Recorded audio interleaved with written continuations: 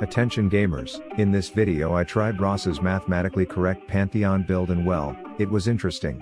Alright, so, welcome back to an... Wait, who is this? And where is Professor Raph? Is this guy even certified to teach? I got, like, a doctorate. Okay, and what are we going to learn from you? The mathematically correct build for Pantheon in League of Legends. Professor Boomsocks, with all due respect, the only math I'm ever gonna need is counting how many times I bone your girl. Oh, roasted baby. That's big smoke to be throwing right there. Not smoke, bro, I spit facts. This man is convinced. What can I say? I like my women like my wards, 2 in my sack at all times. Mr. Ross, why would math be important in League? Little suck up Billy. TLDR, Pantheon breaks lethality calculations and does true damage to nearly all targets. What's wrong with the classic clapping kids with cleaver? This is still a good build, but it actually has some major mathematical flaws relating to armor penetration, order of operations. Ah yes, please excuse my dank ass sexiness. The way armor pen is calculated in League is in 4 steps. Flat reduction, percent penetration, flat penetration. I bet Sarah knows all about penetration. You're such a jerk, Ravi. Ross, this is boring. What would you be thinking if you had to listen to yourself right now? Me? Don't understand any of what he's saying right now. Yeah, exactly, so just give us the build. Prelude's Call, Essence Reaver, Boots, Lethality item, Blaze Ring King. So this is the LP Viagra that I need so badly? This is the mathematically correct way to build the champion. Now, class, on to our next slide. Have you heard about Raid? What did he just say? Have you heard about Raid? Introducing Raid Shadow Legends, the game that makes you forget everything you knew about mobile games, one of the most ambitious RPG projects. Bro, if you're gonna talk about Raid, you gotta talk about the good stuff. This is Luthia. She is an archer from the High Elves race and kinda my girlfriend. No one wants to hear about your crush young Rav. This is War Maiden. Ahem. And I am not going to talk about her today because I want to talk about some of the hardest bosses I've faced in Raid instead, starting with Fire-O aka the Fire Knight, and this dude is just perpetually pissed because at one point he was at a peace conference with the Knight of Ice for some sugar and spice and everything nice, but the dude lost his temper, so now his own people make him guard some treasure Nicolas Cage and his crew are probably after, and his shields are no joke, like you have to bring champs with multi-hit abilities to shatter them or you'll get flame shamed to death. Then there's my second favorite, the Princess Avila, who guards the magic keep. Her lightning... Wait, did she leave? Yeah, mom's gone. Okay, I want to talk to you about War Maiden. She is a very... So if I got the game, I could fight these bosses? Yes honey, once you are strong enough, along with tons of other new stuff coming to the game like the badass new champions or a whole new rotation to the Doom Tower. And I wouldn't be interrupting anything if I started playing with you? Not at all. You can even use my link in the description or scan my QR code to get silver XP boosts, energy shards, and Konaru, who will help you beat some of the bosses in the game. And what about this War Maiden? Hey look, Ross is gonna finish talking about his lethality build now. Unlike other lethality builds that fall off late, this build actually scales.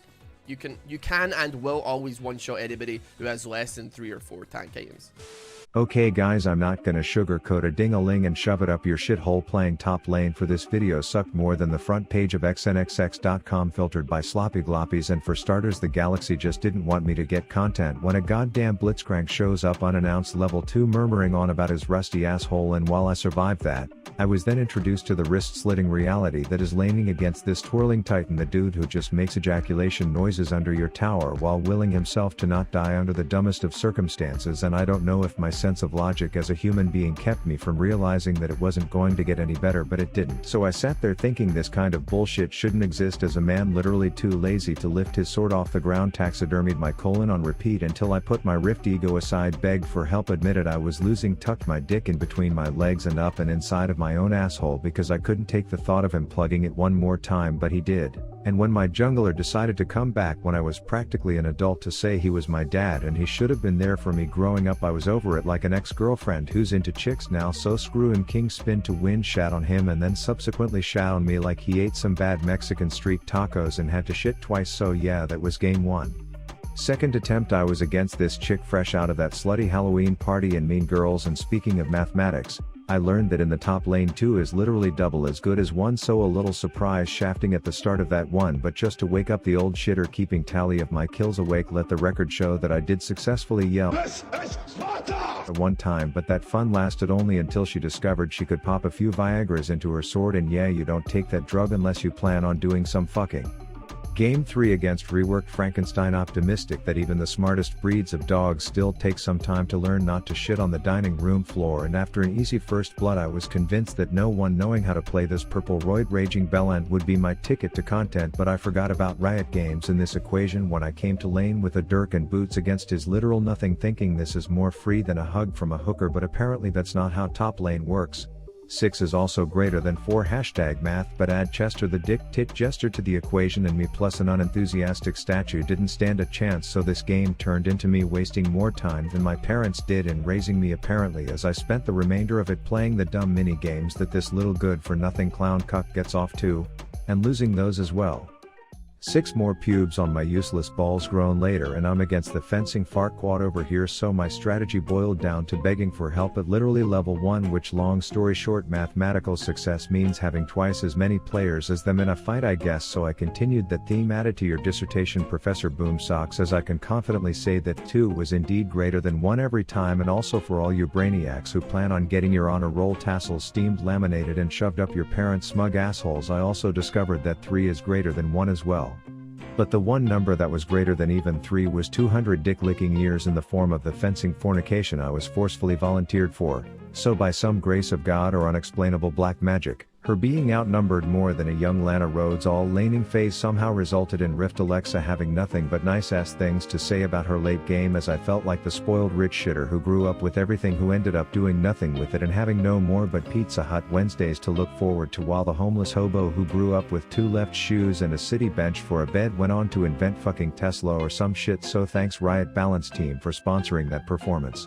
And I don't know if Pantheon is just the proverbial scissors being presented at an orgy of rocks when it came to top lane matchups, but let me tell you that wasn't going to change with 2 chains either, because this guy was so fresh off the 200 years production line you could still hear Freak himself reading a champion spotlight script when you get close enough to him in lane.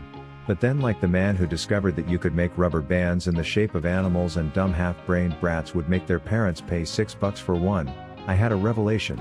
The only kills I was getting were when I went bot, and apparently even Riot classifies him more as a support than indigenous to the northern region, so I will bring math to the bot lane madness, giving me the opportunity to roam like an Alzheimer's patient on shrooms to get my kills. But then I realized that putting something that Rav sucks with even solo XP in a duo XP lane means getting a proper dicking faster than you could say. Kitty cat players deserve to have little particles of dried piss in their fruity freaking pebbles.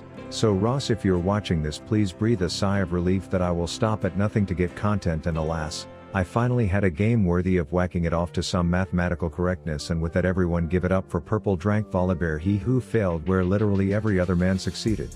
And with news that I would have an early visitor, I first oversaw the execution of this little shitter as my jungler spam pinged the bear as if I was unaware of his intentions, but it's important to note I did arrive to the date, curb stomped in, watched the F-tards flash after each other, and then firewall shrapnel splooged for the slay. Then the ruined simp showed up, and aside from crushing one spear I had my Australia hat on for that war, but a strong side effect of Viego syndrome coming soon to a theater near you is that when they wear their taxidermy a corpse coat from themselves, the killer instinct in them activates in more of a get killed kind of way, so his level 3 ass aggressively demands I introduce him to the statue I am so set on protecting, and with the help of this dude's brain cells marinating in gamergirl bathwater I leave the encounter with 2 kills.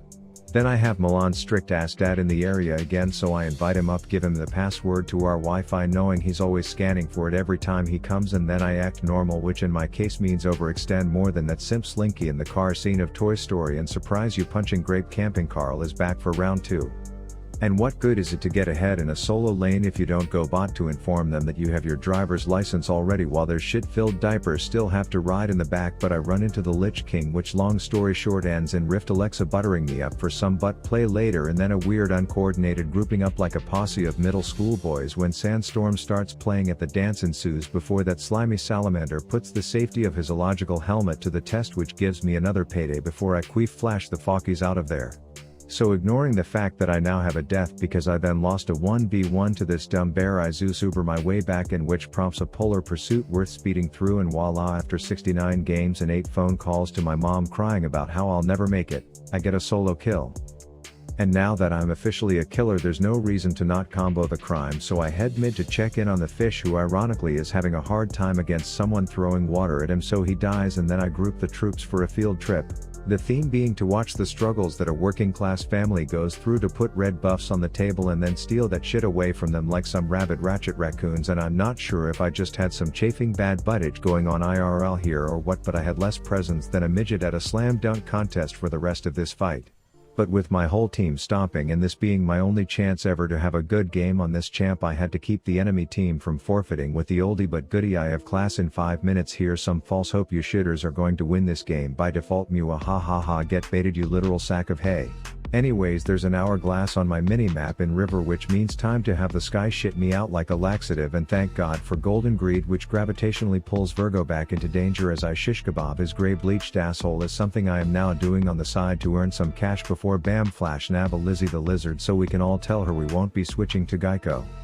And you know when car manufacturers have to build cars just to crash them and see how they do in literally the worst circumstances? Well, I guess the enemy team was doing that sort of testing with their alts, because Fiddle went first, earned a 1 star because he was killed practically on impact, and then the tie-dyed iguana followed suit and she too failed the drive into oncoming traffic test. So then me and the boys are bot chillin' like a gang of about to be squad killin' villains, and you can't spell reptilian without an RIP. Then I get so excited that I feel the need to take a big jump, which accomplishes a whole load of nothing, but in the theme of top laners ignoring towers, I let the walking Titanic tank as I spank, just spear stabbing everything under the sun until eventually Grape Juice Bruce comes in with the noose and I get set loose. But things are starting to get mathematical, as I remembered Professor Boomsocks saying I would be able to one-shot things, and I do have to say I was already getting close, but turns out my team needed me less than a bald man needs a comb. So despite some two-face all chat shenanigans where my own team was probably confused as all fuck as to what kind of mental demons I was battling within my own head, the game ended, and as that was literally the only time I didn't feed in my 15-game experience with mathematical Pantheon, that concludes my first episode of me trying to be as cool as he whose socks go boom. And Ross, if you are watching this, kisses. Rav out. Fuck with Rabby boy, I'm in your crib with the blappy boy. Talk to me slick and I'm popping your pappy. If happy talk back, then I'm taking your Grammy, and boy oh boy I'll make her happy. Let's go.